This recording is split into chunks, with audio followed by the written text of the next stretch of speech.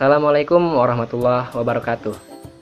Halo teman-teman semuanya, saya Wahyu Ramadan, mahasiswa Universitas Pancasakti, program studi akuntansi reguler plus, semester 2, dengan nomor induk mahasiswa 29021500016. Pada video kali ini, saya akan mempresentasikan atau membahas pemaparan materi terkait tahap-tahap pertumbuhan ekonomi di Indonesia.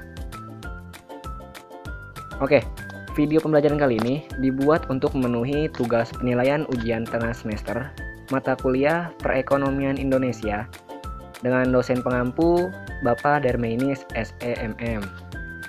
Video pembelajaran kali ini membahas materi tentang tahap-tahap pertumbuhan ekonomi khususnya di Indonesia. Di bawah berikutnya ada data diri saya pribadi, Wahyu Ramadan, dengan nomor induk mahasiswa 290211516. Yang pertama, kita masuk latar belakang. Di sini pertumbuhan ekonomi merupakan proses perubahan kondisi perekonomian suatu negara secara berkesinambungan menuju keadaan yang lebih baik selama periode tertentu, di mana pertumbuhan ekonomi dapat diartikan juga sebagai proses kenaikan kapasitas produksi suatu perekonomian yang diwujudkan dalam bentuk kenaikan pendapatan nasional. Adanya pertumbuhan ekonomi merupakan indikasi keberhasilan pembangunan ekonomi. Di samping itu, tenaga kerja bertambah sebagai akibat perkembangan penduduk seiring dengan meningkatnya pendidikan dan keterampilan mereka. Dari data Indonesia dapat dilihat, rata-rata pertumbuhan ekonomi dari tahun 1998 hingga 2014 meningkat, di mana pada tahun 1998 hingga 1999 pertumbuhan ekonomi Indonesia menurun sebesar 6,65% dalam hal kependudukan. Indonesia termasuk negara dengan jumlah dan pertumbuhan penduduk yang besar. Indonesia juga terdiri atas ribuan pulau, beragam budaya, ratusan suku, dan ratusan bahasa daerah. Hal ini pula menjadi keunggulan Indonesia dilihat dari segi kependudukannya. Jumlah keseluruhan penduduk Indonesia pada tahun 2014 sebesar 250 juta jiwa dengan pertumbuhan penduduk sebesar 1,49% per tahun. Lalu, kita masuk ke teori pertumbuhan ekonomi. Menurut Walt Whitman Rostow, proses pembangunan ekonomi dibedakan menjadi 5 tahap. Yang pertama, masyarakat tradisional. Menurut Rostow, tahap ini dimaksudkan dengan masyarakat tradisional merupakan masyarakat yang fungsi produksinya terbatas yang ditandai oleh cara produksi yang relatif masih primitif, yang didasarkan pada ilmu dan teknologi pra-Newton dan cara hidup masyarakat yang masih sangat dipengaruhi oleh nilai-nilai yang kurang rasional, tetapi kebiasaan tersebut masih turun-temurun. Lalu masuk tahap kedua, ada tahap prasyarat tinggal landas, di mana suatu masa transisi di mana masyarakat mempersiapkan dirinya untuk mencapai pertumbuhan atas kekuatannya sendiri. Menurut Rostow, pada tahap ini dan sesudahnya pertumbuhan ekonomi akan terjadi secara otomatis. Lalu, teori pertumbuhan ekonomi yang ketiga ada tahap tinggal landas. Pada awal tahap ini terjadi perubahan yang drastis dalam masyarakat seperti revolusi politik, terciptanya kemajuan yang pesat dalam hal inovasi, atau berupa terbukanya pasar-pasar baru. Yang keempat ada tahap menuju kedewasaan, di mana masyarakat sudah secara efektif menggunakan teknologi modern pada hampir semua kegiatan produksinya. Lalu di tahap kelima, ada tahap konsumsi tinggi. Pada tahap ini, perhatian masyarakat telah lebih menekankan pada masalah-masalah yang berkaitan dengan konsumsi dan kesejahteraan masyarakat, bukan lagi pada masalah produksinya. Selanjutnya kita masuk ke pertumbuhan ekonomi di Indonesia. Di sini yang pertama ada masa Orde Lama dari tahun 1945 hingga 1966. Di mana pada masa ini perekonomian berkembang kurang menggembirakan. Sebagai dampaknya, terjadi ketidakstabilan kehidupan politik dan seringnya pergantian kabinet. Pertumbuhan ekonomi yang cukup menggembirakan dengan laju pertumbuhan 6,9% pada periode 1952 hingga 1958 turun drastis menjadi hanya 1,9% dalam periode 1960 hingga 1965. Lalu yang kedua, masa Orde Baru periode 1966 hingga 1997. Pada masa peralihan dari Orde Lama ke Orde Baru ditandai dengan kondisi perekonomian tidak menentu. Antara lain, ketidakmampuan pemerintah untuk memenuhi kewajiban utang luar negeri. Lalu yang kedua ada penerimaan devisa ekspor hanya setengah dari pengeluaran untuk impor barang dan jasa. Yang ketiga ketidakmampuan pemerintah mengendalikan anggaran belanja. Yang keempat, percepatan laju inflasi mencapai 30 hingga 40% per bulan, serta buruknya kondisi prasarana perekonomian, serta penurunan kapasitas produksi sektor industri dan ekspor.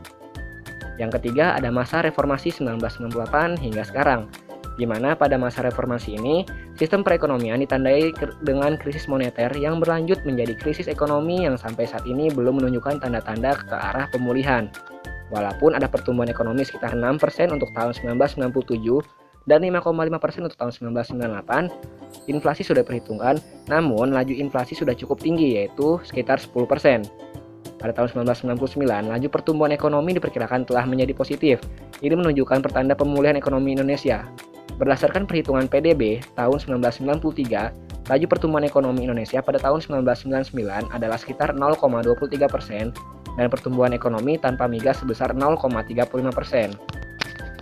Selanjutnya kita masuk ke faktor-faktor yang mempengaruhi ekonomi Indonesia. Yang pertama ada sumber daya alam. Sumber daya alam merupakan sesuatu yang berasal dari alam, mencakup kesuburan tanah, letak dan susunannya, kekayaan alam, mineral, iklim, sumber air hingga ke sumber kelautan. Bagi pertumbuhan ekonomi, ketersediaan sumber daya alam yang melimpah sangat baik dalam menunjang pembangunan. Sumber daya alam sendiri terbagi menjadi 3. Di antaranya adalah sumber daya alam hayati, yaitu sumber yang berasal dari makhluk hidup. Lalu yang kedua ada sumber daya alam non-hayati, yang bukan berasal dari makhluk hidup, serta sumber daya alam yang kekal.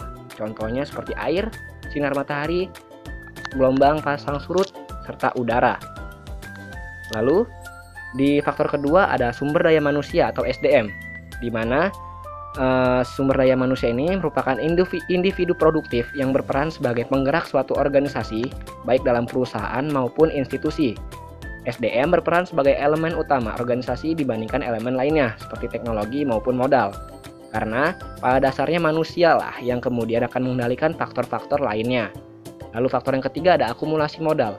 Akumulasi modal sebagai proses penambahan stok modal fisik buatan manusia berupa peralatan, mesin, dan bangunan. Apabila stok modal naik dalam waktu tertentu, maka disebut juga akumulasi modal atau pembentukan modal. Kaitannya antara akumulasi modal dan pertumbuhan ekonomi sendiri, secara agregat dapat mengukur akumulasi modal dari angka pembentukan modal bruto atau investasi bruto, dikurangi depresiasi yang keduanya berada dalam cakupan komponen produk domestik bruto atau PDB. Lalu faktor yang keempat ada tenaga manajerial. Organisasi produksi sebagai salah satu bagian penting dalam proses pertumbuhan ekonomi yang kemudian berkaitan erat dengan penggunaan faktor produksi dalam berbagai kegiatan perekonomian. Organisasi produksi juga dilaksanakan dan diatur oleh tenaga manajerial dalam berbagai kegiatan sehari-hari. Faktor yang kelima adalah teknologi. Perubahan teknologi dianggap sebagai salah satu faktor terpenting dalam proses pertumbuhan ekonomi, sebab perubahan dan kemajuan teknologi sangat erat kaitannya dengan perubahan dalam metode produksinya. Pada level ekonomi makro, perkembangan teknologi berfungsi dalam memberikan kontribusi pada pertumbuhan ekonomi serta mendorong pembangunan ekonomi ke arah yang lebih baik lagi. Perkembangan teknologi informasi juga secara tidak langsung akan memperkuat daya saing suatu negara dalam membangun perekonomiannya. Oke, selanjutnya di sini ada perhitungan pertumbuhan ekonomi.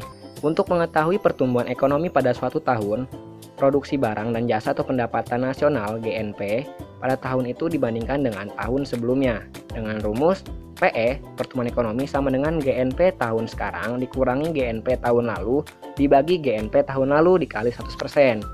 Di sini ada contoh soalnya. Diketahui GNP negara X pada tahun 2019 adalah 800 miliar dan nilai GNP tahun 2020 adalah 900 miliar. Dari data tersebut, maka besarnya pertumbuhan ekonomi tahun 2020 adalah penyelesaiannya adalah PE 2020 sama dengan GNP tahun 2020 dikurang GNP tahun 2019 dibagi GNP tahun 2020. Maka 900 miliar dikurang 800 miliar dibagi 800 dikali 100%. Diperoleh 100/800 dikali 100%. Maka PE 2020 atau pertumbuhan ekonomi 2020 adalah 12,5%. Lalu, di sini ada perhitungan PNB Real. Tolak ukur yang paling baik untuk menunjukkan adanya perkembangan ekonomi suatu negara adalah pendapatan nasional bruto real (PNB Real) dibagi dengan GNP Real, di mana PNB Real sama dengan IHLO dibagi IHLN dikali PNB TN. Nah, di sini ada contoh soalnya, di mana pada tahun 2019 PNB suatu negara sebesar 974 triliun dan pada tahun 2020 PNB-nya menjadi 904 triliun. Sedangkan indeks harga tahun 2019 adalah 140 triliun dan indeks harga di tahun 2020 adalah 175 triliun. Soalnya, tentukan besarnya PNB Real tahun 2020. Maka di sini diperoleh PNB Real sama dengan IHLO, indeks harga tahun 2019 dibagi dengan indeks harga tahun 2020 dikali PNB tahun 2020.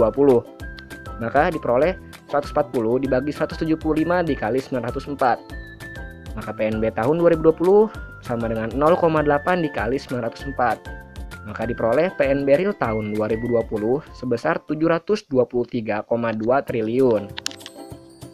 Oke, kesimpulannya adalah pertumbuhan ekonomi di Indonesia mulai berkembang dari masa Orde Lama hingga sekarang melalui berbagai faktor yang diantaranya bersumber pada manusia, SDM-nya, pada alam, SDA-nya, hingga teknologi bahkan sistem pemerintahan dari Orde Lama hingga sekarang yang membawa banyak perubahan. Salah satu faktor yang membawa perubahan yang sangat besar adalah infrastruktur dan teknologi. Oke teman-teman semua, sekian pemaparan materi tentang tahap-tahap pertumbuhan ekonomi di Indonesia dari saya. Kurang lebihnya mohon maaf. Wabillahi taufiq wal hidayah. Wassalamualaikum warahmatullahi wabarakatuh. Terima kasih.